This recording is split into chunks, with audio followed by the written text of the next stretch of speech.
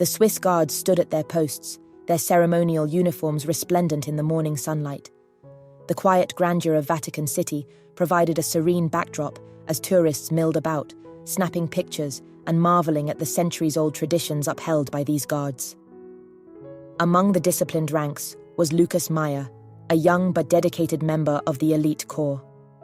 For Lucas, this day was like any other, until an unexpected encounter tested his resolve. Before we delve deeper into this tense and shocking story, comment below where you're watching from today. And if you enjoy tales of courage and resilience, don't forget to hit that subscribe button for more inspiring narratives. Lucas had joined the Swiss Guards not only out of duty, but as a calling. Every day he stood with pride, wielding his halberd, the iconic weapon of the Guards, and embodying centuries of honor and discipline. But the challenges he faced were not only physical.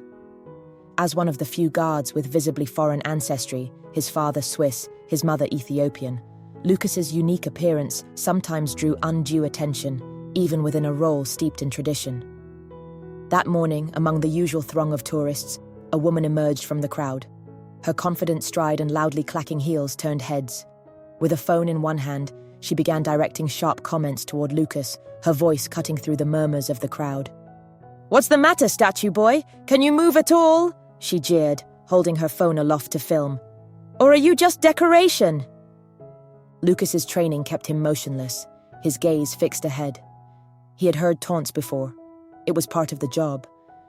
Yet this woman's tone carried a different edge, a deliberate provocation aimed to unsettle him. "What's the point of carrying that thing?" she continued, nodding toward his halberd. "You wouldn't even know how to use it." The crowd began to take notice. Some laughed nervously, others shifted uncomfortably. Lucas tightened his grip on the halberd but remained silent, his composure unbroken. He had been trained for this. Silence and restraint were his shields. But the woman wasn't finished. She stepped closer, her voice loud enough to draw gasps from the onlookers. "I bet you're just pretending. A real guard would react. Let's see what you've got." And then she did the unthinkable. With a sharp motion, she kicked the halberd, the metallic clang echoing as it struck the ground. The impact startled Lucas, but didn't shake his resolve.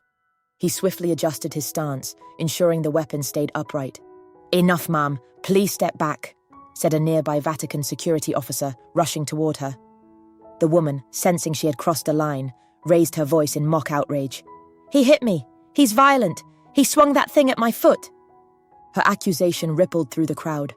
Phones were raised, cameras flashing as the situation escalated. Lucas remained rooted, his training compelling him to hold his position despite the turmoil around him. The woman clutched her foot theatrically, tears forming in her eyes. "I was just taking a picture and he attacked me," she exclaimed, pointing at Lucas. The crowd's murmurs grew louder. Some voiced disbelief, while others whispered in agreement with her. Within moments, Lucas's superior, Captain Andreas Keller, arrived. His face was stern, but his eyes betrayed a flicker of concern. "Meyer," he said quietly, "step back. I will handle this." The woman immediately launched into a tirade, detailing her fabricated account. "He was aggressive. I've got it all on video," she cried, thrusting her phone toward Captain Keller. The captain took a deep breath, addressing the crowd. "We take any allegations seriously," he said. "The matter will be investigated thoroughly." Despite his calm tone, Lucas knew what this meant. He was instructed to step away from his post, pending a review of the incident. The weight of the moment pressed down on him as he handed over his halberd, feeling the symbolic loss of his duty and honor. As Lucas stood off to the side, the woman continued her performance, drawing sympathy from parts of the crowd. But then, a voice rang out, cutting through the noise. "That's not what happened," a young boy said, stepping forward. It was her son, holding a small Swiss Guard souvenir. His eyes darted nervously between his mother and Lucas. "She kicked the weapon first. He didn't do anything wrong." The crowd hushed. The boy's words hung in the air, casting doubt on the woman's story. Captain Keller turned to the boy, his tone kind but firm. "Is this true?" The boy nodded, tears welling in his eyes. She wanted to make him react. She told me it would be funny." The woman's face flushed as she stammered for a response. But the crowd had turned against her. Some called for her to leave, while others demanded accountability. With the truth revealed, Captain Keller approached Lucas. "Maya, you've handled this with dignity. Your actions reflect the highest standards of the Swiss Guards."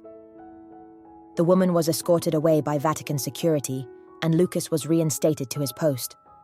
The boy, left behind in the chaos, approached Lucas hesitantly. "I'm sorry," he said softly. "I didn't know it would go this far." Lucas knelt to meet the boy's eyes. "It's brave of you to tell the truth. Thank you." The boy nodded, clutching his souvenir tightly. "You're a real guard," he said with a small smile. As Lucas returned to his position, he noticed members of the crowd applauding quietly. Some gave him respectful nods, their gestures a small but meaningful validation of his integrity. Lucas tightened his grip on the halberd, standing tall. He knew this moment wasn't just about him, but about the values he had sworn to uphold. This story reminds us that courage isn't just about action. Sometimes it's about restraint in the face of provocation. If this tale moved you, please like and share, and don't forget to subscribe for more powerful stories. What would you have done in Lucas's position? Share your thoughts in the comments below.